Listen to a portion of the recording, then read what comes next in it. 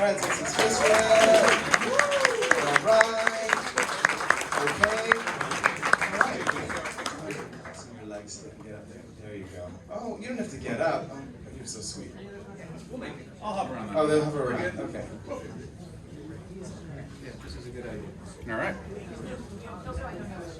Oh, I was told this is the one. Either way. All right. Well, thank you, everybody. Thank you, everybody, for coming out on a Friday. It's very kind of you. This is a full house. It's very heartwarming. Civic engagement is a real thing, and hopefully we all learn something, and I'll keep your attention as well. Thank you for coming out on your Friday, Mark. Thanks for having me. Great to see everybody. I'm going to open with a very standard question for any comedian doing crowd work, which is, who are you and what do you do for a living? Well, my name is Mark Farrell. I'm lucky enough to be a born and raised San Franciscan. My wife and I live here in San Francisco and raising our 3 children, and I'm a candidate for mayor of San Francisco.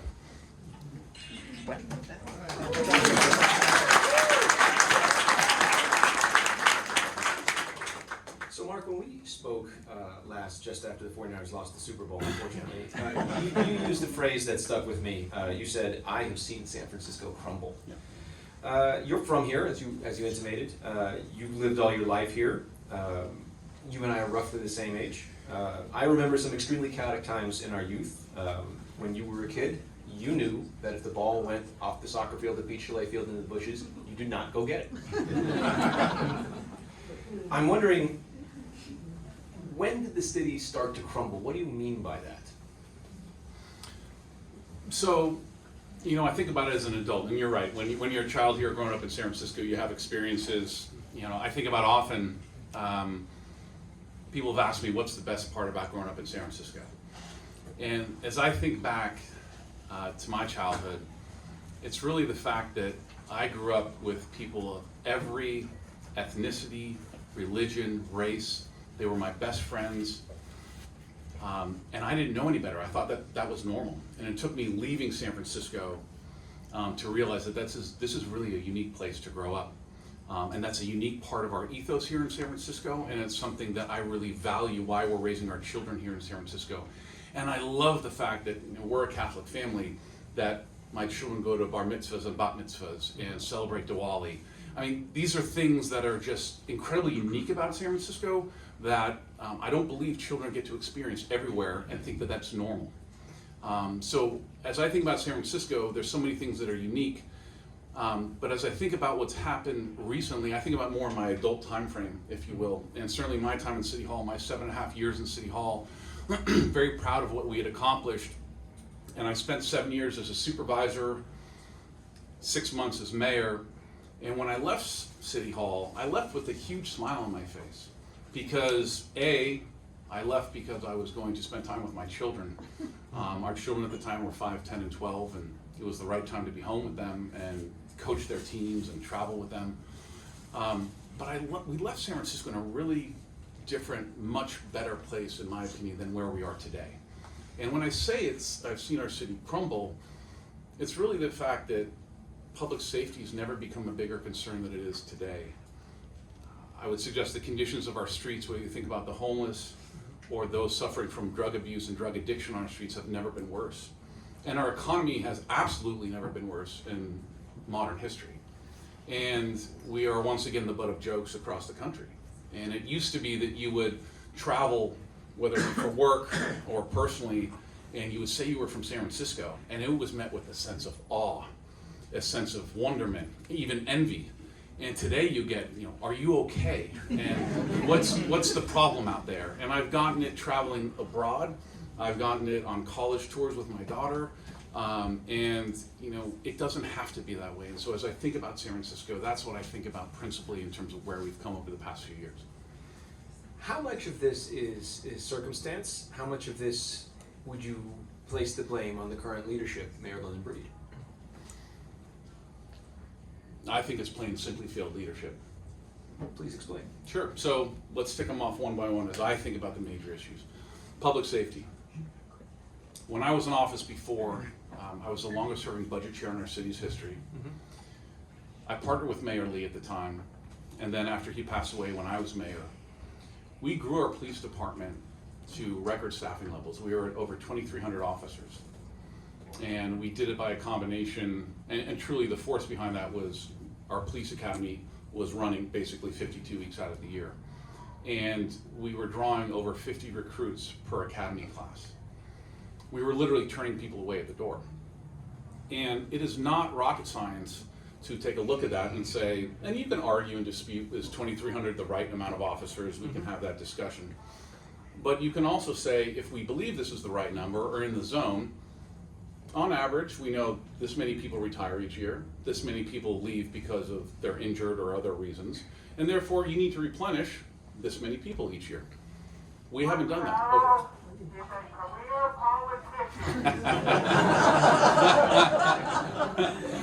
Oh, that's awesome. San Francisco. Yeah, there we go. But at the end of the day, we've lost 600 police officers since I left office in 2018. And so our police force is down 25%. And as I think about public safety, and there's so many permutations of that, but staffing just to begin with is the basic principle. We need enough officers to make sure that not only obviously there's smash and grabs in the retail area around Union Square that's grab national headlines, but it's really in our neighborhoods, and it's the Walgreens that gets looted every other time that I'm in there, and it's in front of my face. And by the way, it's traumatic for people that shop there. It's traumatic for the workers, the poor workers that are there, and it also promotes this sense of lack of law and order in San Francisco. And police aren't the tip of the spear and aren't the solution for everything, but we need enough of a presence in San Francisco to make our residents feel safe.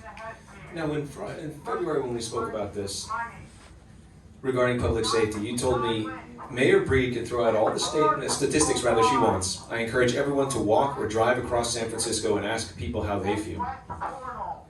The mayor is touting improvements in both property crime and violent crime, and I have no reason to believe that these statistics aren't true. What I'm wondering is, does it matter? At what point do the actual statistics matter? Well, I think that you can look at statistics and also be intellectually honest about them, right? Since I left office, our population has declined, the number of visitors has declined, and the number of people working in the city of San Francisco has declined. So inherently, crime should decline because of that on its face. But the principle still remains the same. I think you can talk statistics all you want to residents or to people who work in San Francisco or people who visit here from out of town. And at the end of the day, the only thing that matters is how you feel in the audience. Do you feel safe in the city of San Francisco? And just today, I was having lunch down the street here at a great place in the Mission District, and somebody came in from off the street. It's too bad, and that person literally went behind the counter, grabbed up some trash, threw it at a customer sitting at a table. And I thought about it. I'm sitting there with a restaurant owner and a few other merchants. What is that customer going to feel about this restaurant, about this neighborhood, about San Francisco? It shouldn't be the permanent state of affairs here in the city. We shouldn't have to accept that. Specifically though, how do we parse what the statistics tell us and how people feel?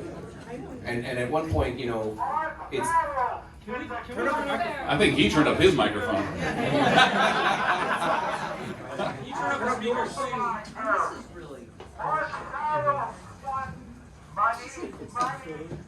Guys, it's Michael Petrellis. He'll do it for 10. He's going to do it for 10 to 15 minutes, and then he'll go away. But the best thing to do is just ignore him. Louise, put a curtain up. He's exercising his civil right. He's allowed to protest on the sidewalk. So, but if he does go away, it'll be 10 to 15 minutes. I will up the speaker, and let's just keep moving.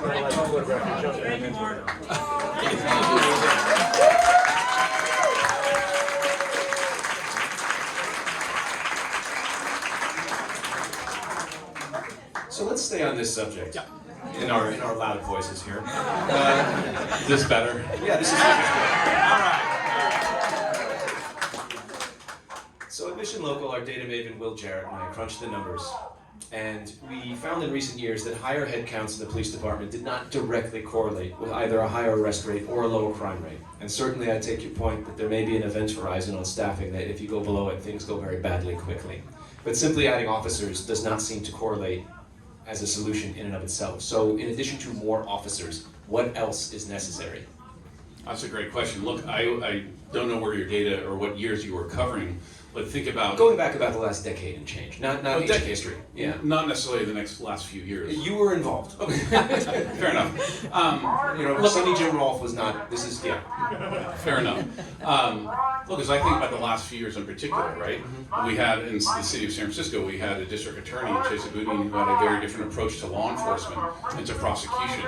And as you think about the effect of that on the police department as a whole, the demoralization of our police department during that time, that no matter who they might arrest or if they're doing their job from a law enforcement perspective, it wouldn't result in actual effects, whether someone deserved to be put behind bars or whether someone deserved to be prosecuted or someone deserved not to be.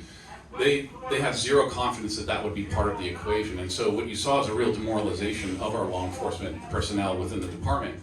And then what you've also seen certainly over the last X number of years, as City Hall has defunded our police department. Like 2 years ago, it was $120 million out of our city budget. I don't believe the city ever defunded the police department. Okay, so I'm happy to show you the statistic or the line in the budget book that says we're taking $120 million out of our police department budget. But my understanding was that money actually came from other sources and that the police were backfilled. Certainly the police are better funded now. Oh, I'm not disputing that, but again, wages have grown and there's other things that have grown within the police department. But there's a line in there very explicit and empirical that says $120 million we're taking out of our police department budget this year. And when you do that, you ask for another 10% budget cuts this year. This is not a place today where police officers feel valued as law enforcement personnel as a city. And again, police aren't the solution to everything by any means, but we need to have law enforcement in San Francisco just on principle to create a civil society, to make sure there is deterrent, to make sure that people who do commit crimes are held accountable. And I think that's a very simple concept. For some reason in San Francisco at times in the past that has been foreign, but I think it's just common sense and needs to be brought back. I hadn't thought about this, but I work in a field that actually was defunded, and if you didn't do your job, you would be fired. At what point can we say, I know you guys are upset about this, but you have a job and you knew what you were doing when you signed up to be a police officer in San Francisco as opposed to Lubbock or Mesa? You and I talked about this in February as well. What would be, if you were up there talking to the academy class, what would you tell them about that? Absolutely. We want to hold every single city employee, every single department, including our police department. We don't need to harp on our police department to the highest standards here in San Francisco. Obviously, as more and more stories come out around individuals in City Hall, and I think we should avoid taking a broad brush sweep against all city employees that's the way that they act or behave. But we need to hold everybody to a higher standard in San Francisco. Certainly within City Hall, we need to lead by example once again inside of San Francisco. And I believe it starts with the mayor, but it also city employees reflect how people feel about San Francisco, whether it be in the police department or other places. And as mayor, I will absolutely do that. Moving a little bit more broadly here.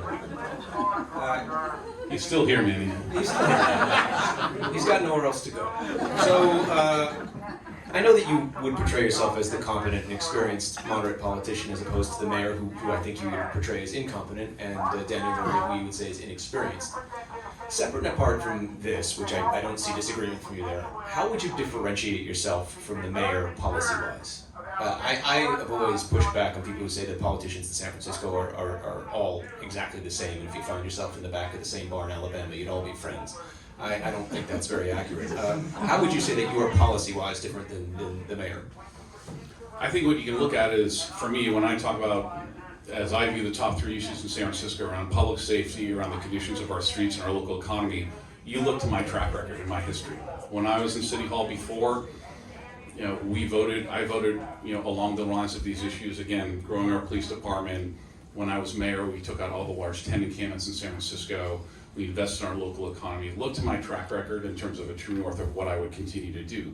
What you see at a current City Hall currently is, again, 2 years ago, we're taking $120 million out of our police department. Today, we're pro-cop.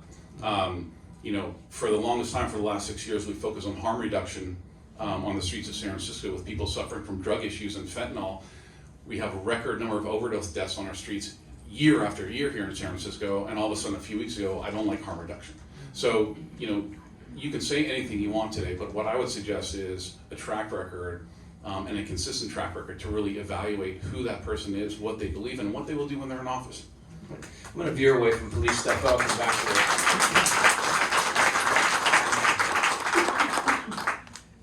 You had mentioned downtown earlier, and I want to know, what is the realistic prognosis for a full or partial recovery of downtown, and what can the city do? Because a lot of the flourishing businesses downtown that wasn't the result of the public sector. What can we do to partially or totally bring back something that we as a government did not create? Yeah, look, I think, as I think about the top issues in the city, and the economy being a major one of them, it's going to be the one that's going to take a little bit longer to actually, I don't want to say solve, but really see a notable difference. You know, first of all, I don't believe that unless you truly address public safety and street conditions, will you create an environment downtown where employers or employees will willingly come back, start massively using letting office. So that has to be, again, why it continues to be a theme and what I continue to talk about a lot. However, once you do that, then you create the environment where people will think about it. And I've talked to many, larger companies and financial firms even that have lost our presence in San Francisco. They're willing to think about coming back, but it's going to take a change of leadership at the top, and actually a change of not just leadership at the top, but a tone from city government, but also progress on the ground. Once you do that, I think you create that ability to see a difference.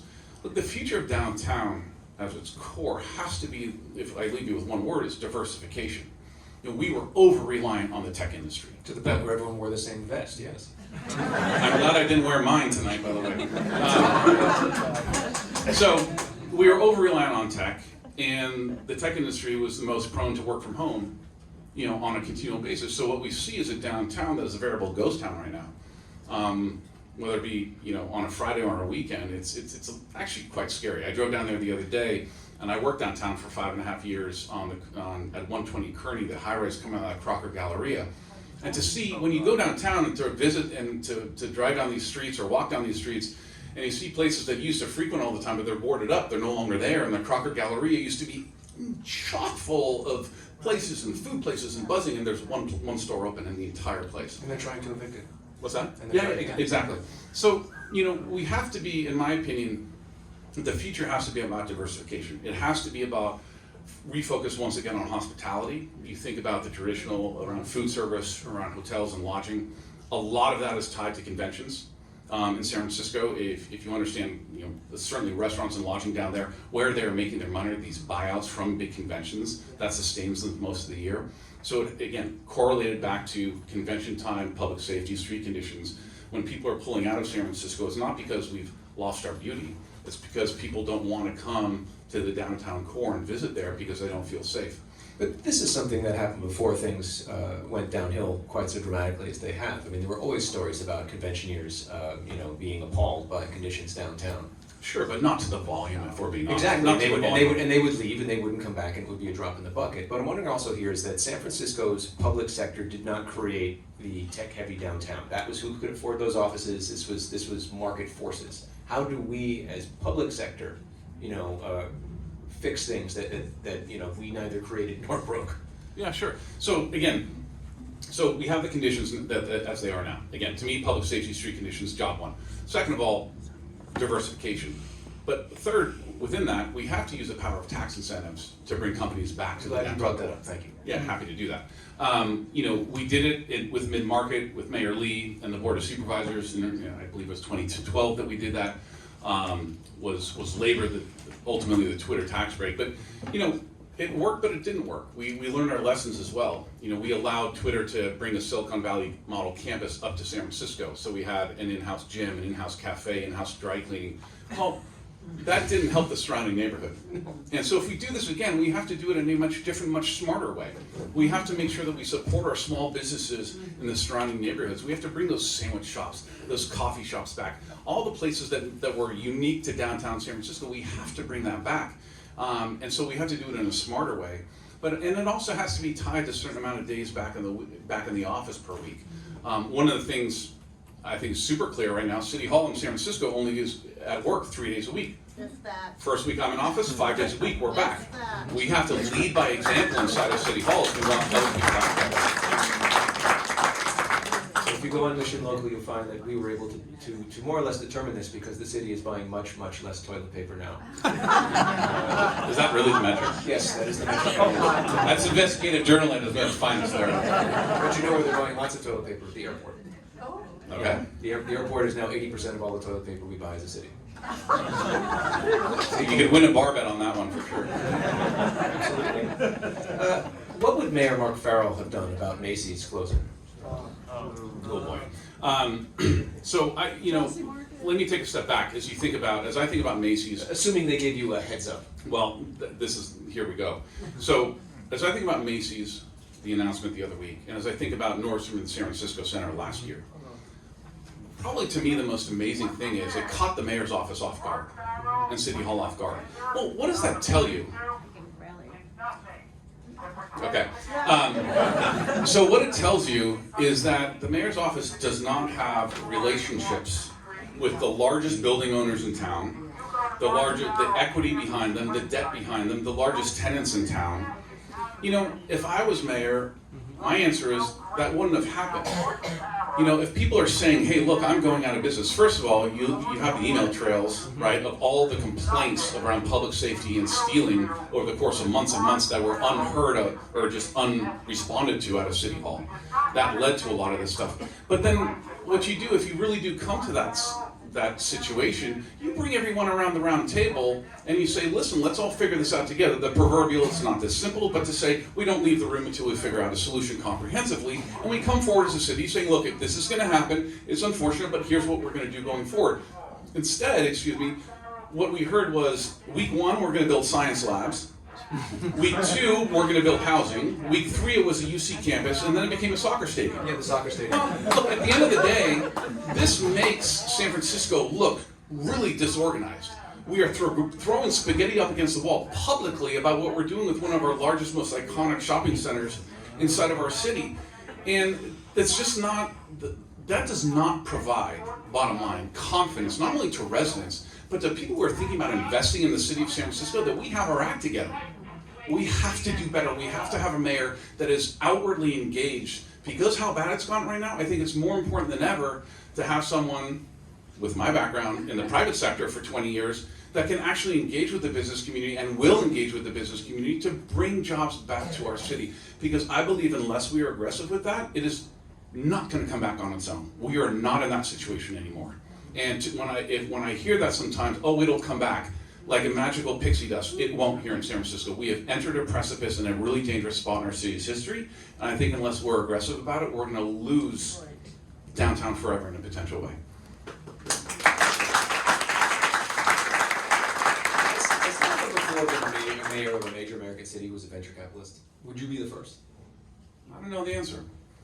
How would that inform how you do business? You had mentioned your private. Bloomberg. I mean, he does everything.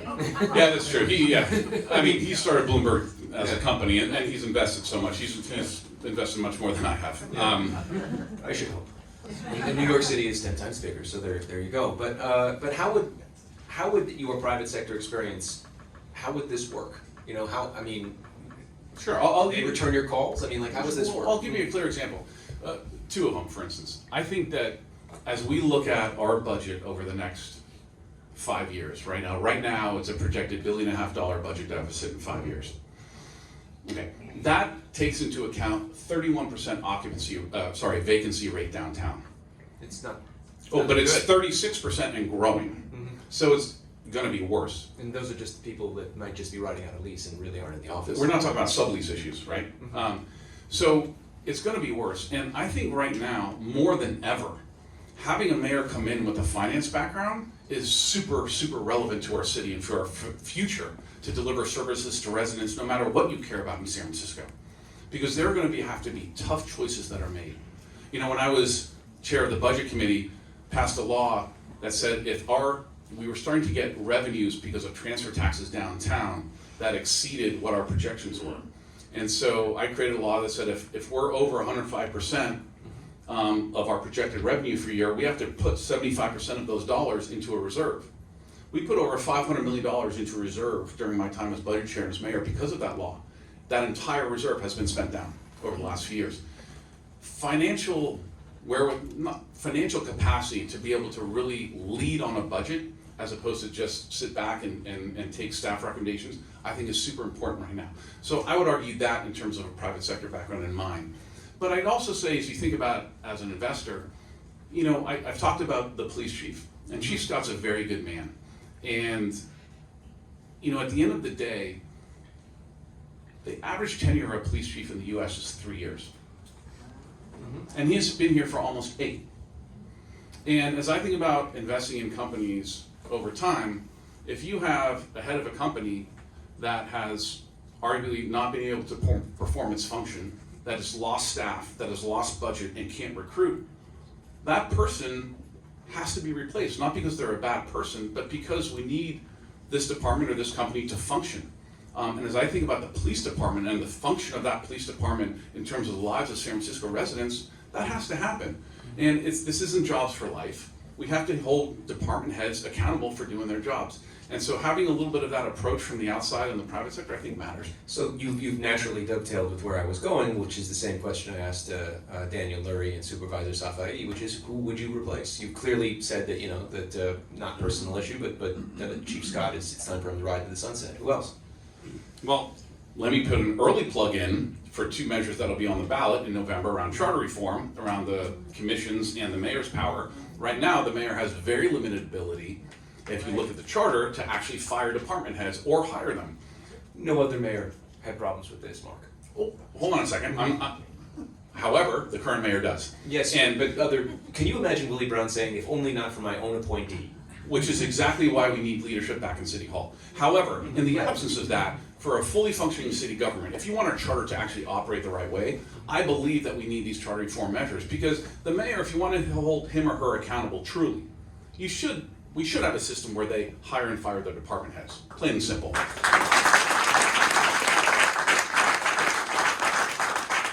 This has never been an issue for any other mayor, but who then would be the department heads that you would hire and fire given this ability, which seems likely by this voting body?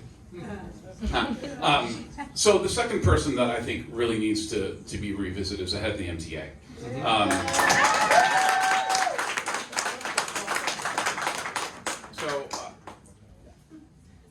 I believe in our transit first policy as a city. We need to promote public transportation. We need to promote bicycling. We need to promote every mode of transportation and pedestrian safety. Certainly, there's been some incidents lately that are just incredibly tragic. But at the end of the day, we have a department that has, in my opinion, really gone amok. And we are doing things in the city. Think about Terabel. I know it's finally gotten written about, but I've been out there the last few years because my children are in high school in the Sunset. It scares my kids to drive on Terabel. Yeah.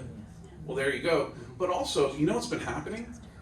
Because you tore up the street, thank you. You tore up the street, you took away every single parking spot in the name of increasing the time or decreasing the time it will take for a trolley to get down up the road and down. But you know what you're also doing? Killing. You're killing a lot of small businesses. And at the time, you know what, this isn't just a random small business. These are businesses that have been in generations in the city of San Francisco. You're tearing up the fabric of our city.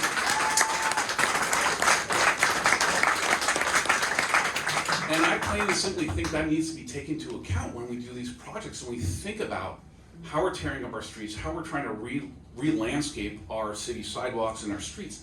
That has to be part of the equation. And if it's not, you have what you have right now. You have the bike lane on Valencia. Don't look at me. I'm not. You have a business right here.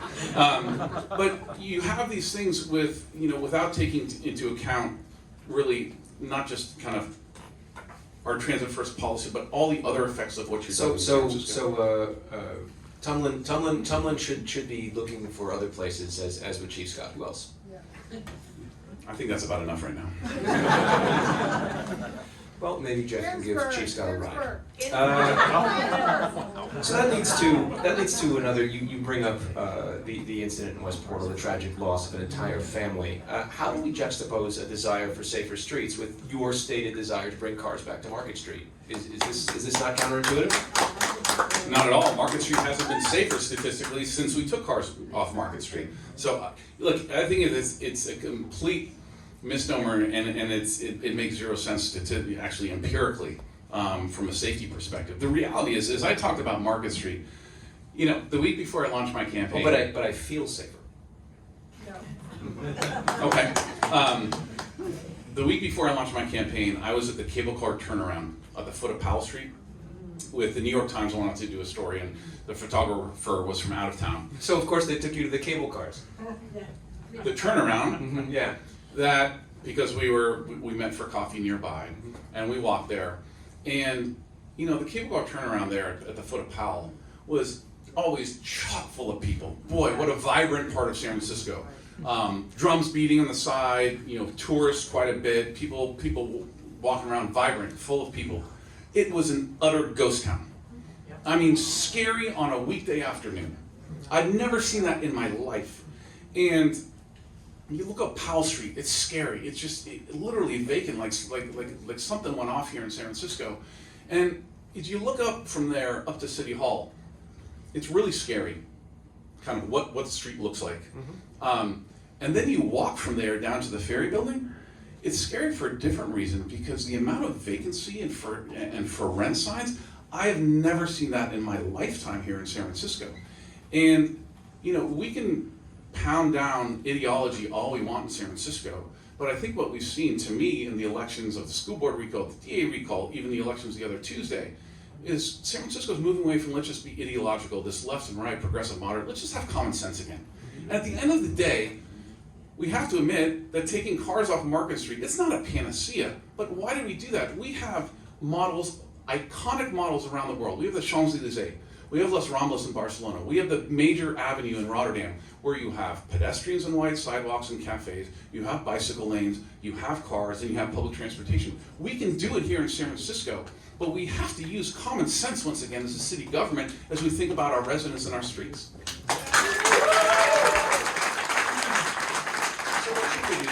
We want people to ride bicycles and not be run over by cars, or want people not, you know, just a random mishap. We don't know what happened in West Portal, but it didn't take much. What should we do to protect people from being run over by cars? That's an interesting question. Yeah.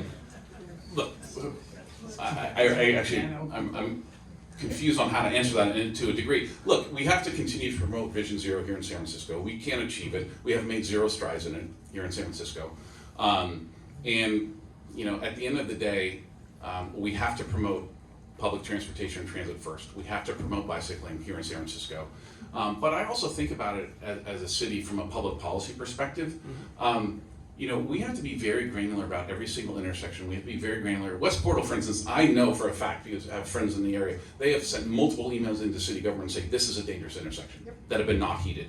Well, that's unresponsive from a city government perspective. I'm not putting blame on anybody, but you know, at the end of the day, if the city government doesn't respond to multiple emails at the same intersection, if you will, that's a real problem. They tend to wait for something bad to happen. Yeah, and here we go, right?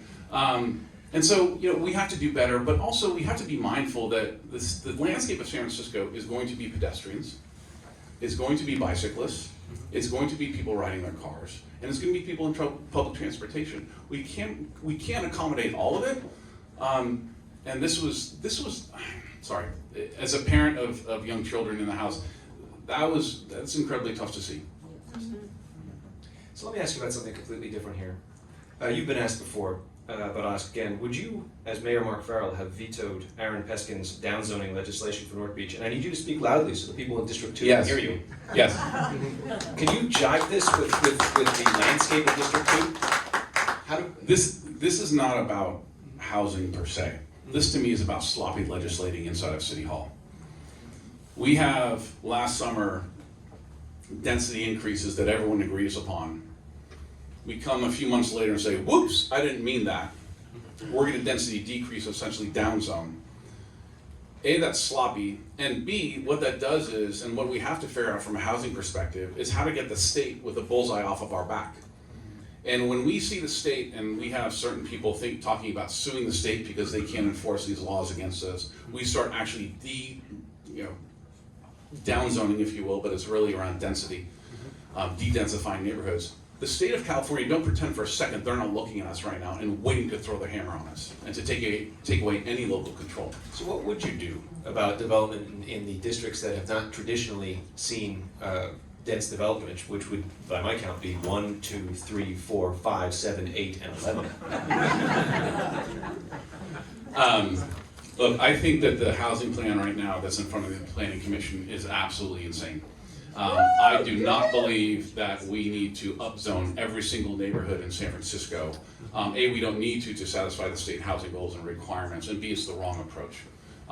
As is the approach to say that we're not going to build anywhere in San Francisco. We can do it in a very smart manner. And again, this gets back to the YIMBY, NIMBY, different sides of the aisle where it's a zero-sum game and somebody has to win. Unless you're fully with us, you're off the boat.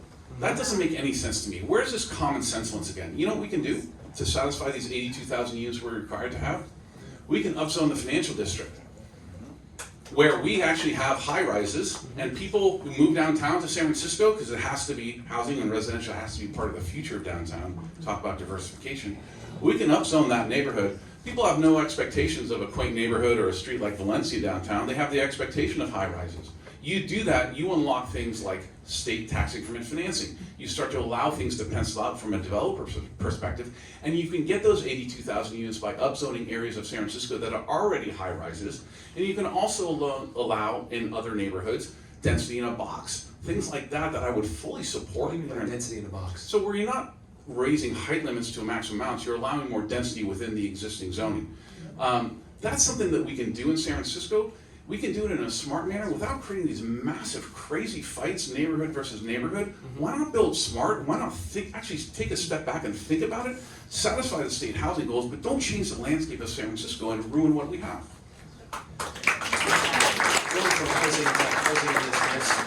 You've talked about clearing up all the major tent encampments within a year of assuming office and vastly expanding shelter capacity. And I guess in this also is, I think you're a big supporter of Homeward Bound. Yes. Explain how we would clear out all the major tent encampments within a year and vastly expand shelter capacity. So in terms of the tent encampments, when I was mayor in 2018, we took out all of the large tent encampments in 6 months. We'll do it again. Where will they go?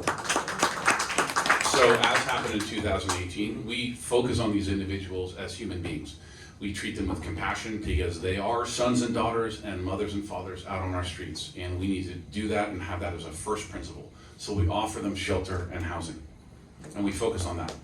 But when they say no, or if they say no, so first of all, the victory is when they say yes. Because if we focus on them and we say, look, we want to get you into a better life. I am dogmatic that nobody is getting better by sleeping in a tent at night in the streets of San Francisco. The amount of health issues, the amount of crime, whether it's arson, rape, it's a tragic existence. So we need to do everything to get people off the streets. So we offer them shelter and housing. And hopefully the victory is when they take that. But that's not always the case. And the majority of the time it's actually not the case. At that point you take the tent away because I believe the sidewalks of our city belong to everybody, not just people that want to be in tents on our sidewalks for as long as they want. And this is being litigated now.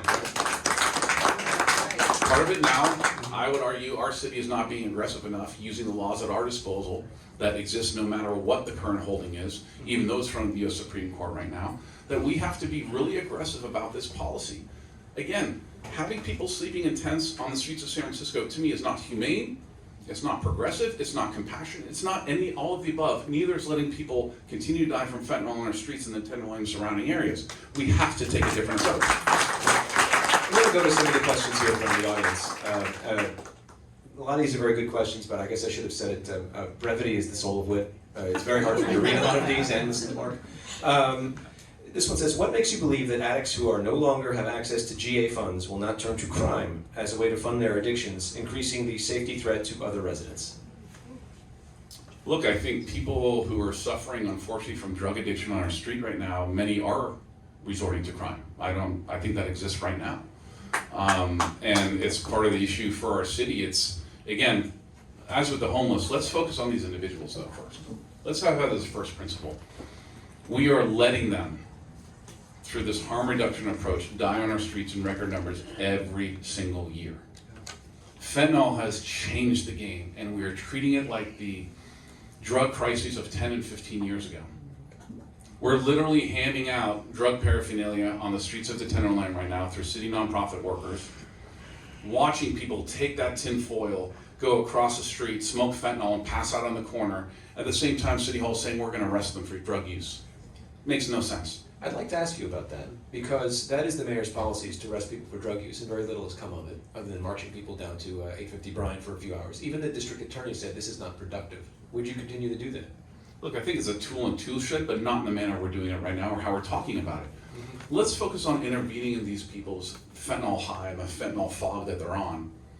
Let's use the state law and other laws at our disposal to hopefully get them in a situation where they get sober and can make a rational decision. When you talk to individuals who are in recovery right now from fentanyl, just came from a meeting with a group of moms whose children are in recovery right now. You know, the only way that they got into recovery is not because they were on fentanyl in the Tenderloin for 2 years and all of a sudden one day they just said, I want to get sober. It doesn't happen that way.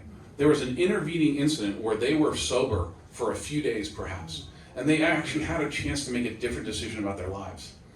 So let's focus on getting them off the streets. Let's focus on getting them connected to services. Not let's continue to focus on giving them the paraphernalia to do the drugs on the streets of the Tenderloin, say we're going to arrest them, and then don't connect them to services. You know, when we hand out drug paraphernalia, you know what every other city in the world does? They hand out a pamphlet and they say, hey, here's a hotline if you want to call in case you do want to get sober.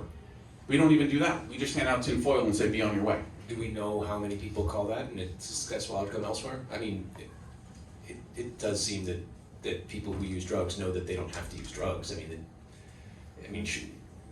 do we have any statistics on that? You know, look, I don't have statistics from other cities. However, I guess my point is the approach of enabling drug abuse and fentanyl on the streets of our city is a vicious cycle when you also say you're going to arrest them for that drug use. Do you not believe in the safe consumption sites that the mayor was for before she's against? I'm glad you pointed that out. No, it can't be part of the future of San Francisco. We have to make sure, look, it has to be, we have to think of this away from harm reduction, but getting people into sobriety and getting people a chance to make a different decision with their lives. Is abstinence the only way? Abstinence is the major way. It's not going to be for everybody. We have to use, I mean, you think about it right now. Statistically, it's not for most people. Hold on a second. But I would argue fentanyl is completely not part of those statistics right now. When you think about, you know, medical treatment, you think about Suboxone. Our clinics in methadone, our clinics in San Francisco are open, what, 2 hours a day? So if you're there at 6 o'clock on a Thursday evening and you say, you know what, I've made a decision, I want to medically induce and I want to take a drug that will actually bring me down, step me down. Sorry, we're closed.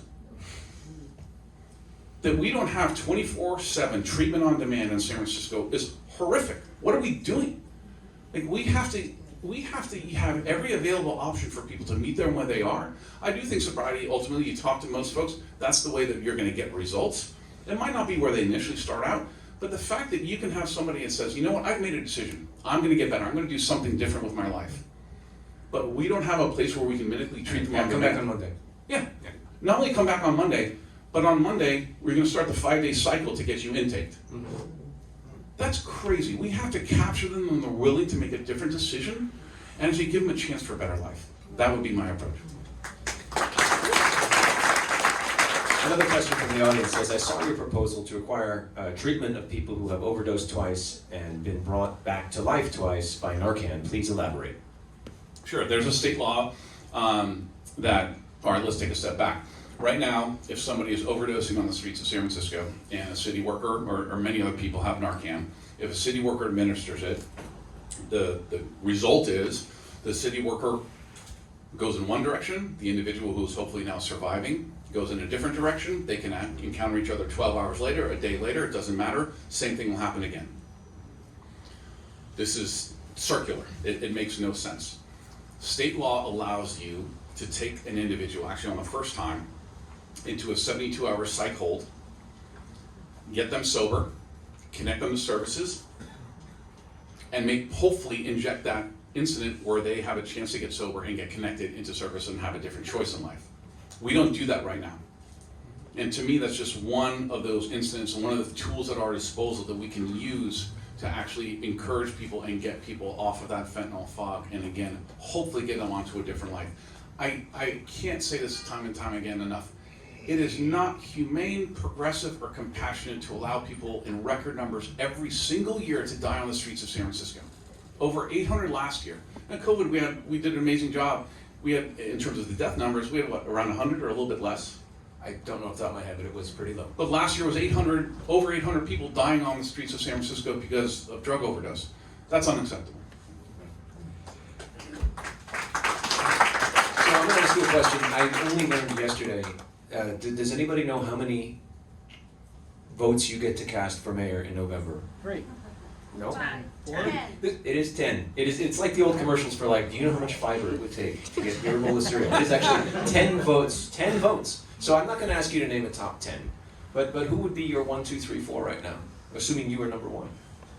That's a good assumption. Look, I think ranked choice voting is going to have to be part of any candidate's equation at the end of the day. There is no candidate across the spectrum that will have 50% of the vote on the first go around. So it has to be part of that equation. Whether they want it to be or not, right? Yeah, fair. But so at the end of the day, we will have a strategy depending on who's ultimately in the race because we don't have that full field yet and so forth. My job right now as a candidate is to make sure that I reach out to as many people as possible to make sure that I relay my background, my priorities, my vision for the city of San Francisco, and earn people's first place votes and come forward with a message of experience and competence and with my vision of a clean, safe, vibrant San Francisco with a growing economy again, and that's finally, not just because you're here with me, but focus on families in San Francisco. To me, as I think about it, you didn't ask actually why you're running and who's behind this really and what you're doing this for. I'm doing this for my family. I'm doing this for families across our city. Because If you do something about them making one child per parent at the city pools, that's antisocial. fair enough. But at the end of the day, my daughter's gonna go off to college next year. I want our city to be a place that she wants to come home to after graduation. And right now, that's not the case. This isn't a place where graduates are coming back to. So I'm being selfish about this. But it's really important to know people's motivation here. And for me, it's a family thing. Let's keep going a little longer unless you guys have something to do. I was just wondering, this is a good answer, but also you've said that, we can't afford former years of Mayor Breed, and, the city has crumbled under her watch, as you put it. Would you organize a 1-2 strategy with the mayor, having told us that her unacceptable leadership is partially what spurred you to be in this position? Again, I'm not going to comment about where we are in RCV this election. I think it's so premature. All I will say is that it's going to be part of everybody's strategy. And to say that it's not is sticking your head in the sand. It's literally statistically impossible here in San Francisco. And so my job is to continue to articulate my vision for our city, the city that I will fight for as mayor in San Francisco, the city that I will fight for in City Hall. And ultimately, my job is to make the city a city that we are all proud to call home once again. I have another question here from the crowd. It says, how will you address the overabundance of, quote, nonprofits that seem to be fleecing our budget without oversight? And while you're at it, it seems like, based on this week's developments, that city workers can do it too. I wonder where this person's coming from. Look, I've said very clearly when I launched my campaign that on day one we'll audit all of our nonprofit spending around homelessness here in San Francisco. Plus homelessness? That's the biggest bucket. I mean, look at SF Safe just up the street. No doubt, but from a dollar perspective. But look, at the end of the day, I want to be super clear about this. All nonprofits are not created equal. There are so many in San Francisco that do an amazing job and do it right. So, likewise, we can't paint this broad brush and take the baby out with the bathwater. That's inappropriate. However, if you look from a policy perspective as a city government, the amount of overlapping services that we're funding, I think it's 9 city departments fund homeless spending. Many fund the same nonprofit but don't realize that they're doing it and have different metrics and KPIs how they're measuring success. That is insane. That is what we have to correct. Another one from the crowd says, how does the candidate feel about turning the Great Highway into a park with no cars? Look, I think the situation that we have right now is where it should be. You know, we need to continue to let cars go through. During the weekday, I think where we have with families right now in terms of the weekends, I think is appropriate, and it seems to be a balanced approach. So I would keep it as is. Let's go third here. You're 49 years old, correct? I turned 50 last week. Oh, wow. It's the gray hairs that are coming out. Did they charge you less at the movies now? Okay. You know, the worst part is, a month ago, I got my welcome to double ARP letter in the mail. Getting there. It's certainly a moment in time. Around the third. So you were 49, a man of a certain age. You've lived in the city pretty much your whole life. Who was a good mayor? Who was a good leader? Who would you emulate? That's a good question. Look, I'm not going to say there's no mayor is perfect or ever will be or ever has been, but I'll take a few elements of a bunch of different mayors and what I appreciate about them. To me, Mayor Brown and his ability to simply get things done. Boy, we need a dose of that here in San Francisco. To me, Mayor Newsom and his simply bold approach to politics and policy. You know, whether you agree with him or not on his policies, he was, to me, as mayor of San Francisco, and continues to be, quite frankly, in my opinion, somebody that I want as an elected leader, who's not afraid to take bold chances of something he believes in. I believe we need more of that in San Francisco. The patience of Ed Lee. Boy, what an amazing human being. I was fortunate enough to be very close with him personally, as long as politically aligned with him in City Hall. But he was really an amazing human being. I think he was exactly what San Francisco needed at that time. And then really, as I think back to Mayor Feinstein, her genuine love of the city of San Francisco. That shone through even when she was in DC. I'll give you a quick story.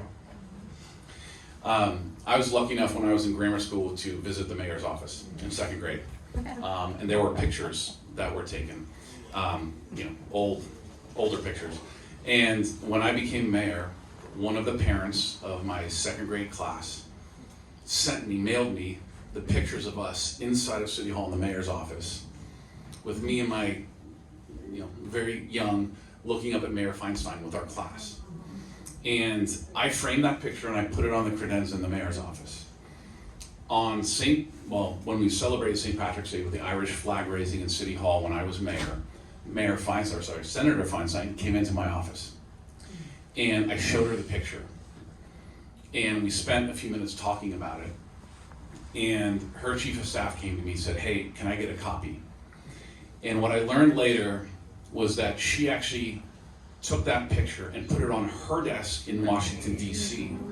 And her chief of staff said, that is the only picture she points to when new visitors come to the office and say, "Look at this picture, that little kid's the mayor of San Francisco right now." And I thought that was super cool. So I don't want to take away from the warm fuzzy feeling, but I'll ask you a sweeping question at the end here, which is, you are a city lifer, and we've got a few of those running, which is unusual. I want to ask you, what of the city must we preserve? What must we restore?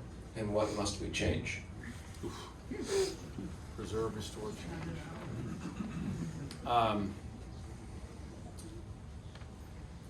We have to preserve our ethos as a city. I talked about, to me, the best part of growing up here in San Francisco that I didn't realize at the time was the diversity that surrounds us that I think we quite frankly take for granted, San Franciscans. I believe we need to preserve that and hold on to that for dear life. Because if anything then makes our city unique as human beings, I'm not talking about the topography and the beauty and all the other things. That to me is the core. Definitely preserve the topography, yes. There we go.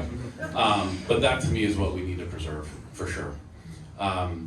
In terms of restore, we need to restore leadership at City Hall, plain and simple. You know, part of the frustration of being, you know, I left City Hall on purpose to be with my family. And it is amazing to me that what City Hall has turned into is just a blame game of other people, other bodies, other commissions, and so forth. No one's willing to take leadership and accountability and say, you know what, this is my vision for the city, here's my roadmap, hold me accountable. I run the city of San Francisco and I should be held accountable. We've missed that and we need that back in San Francisco if we're going to bring our city back. So what must we change? And I suppose that kind of works into change as well. I think that's a fair point. I appreciate everyone coming out on a Friday. I want to reiterate what Vicki told you at the beginning, that if you enjoy events like this, and if you enjoy the coverage that we have, do visit missionlocal.org. It's hard to miss our fundraising tabs. Please click on them, send us as much as you're comfortable with. In fact, the reporter who covered that exploding fire hydrant is here. See, we can multitask here. Enjoy your Friday, everyone. Thank you for coming in.